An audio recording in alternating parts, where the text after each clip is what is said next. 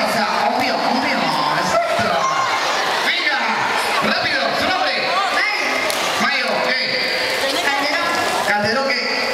Mora, ¿eres vivo, casado, divorciado, ponchado, soltero? Nada, suelta por acá. Vení, Michael Jackson, ¿tu nombre?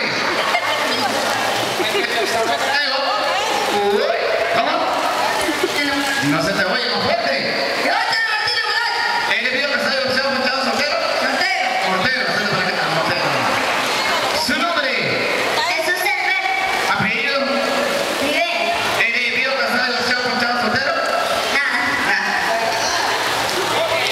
Sí o sí.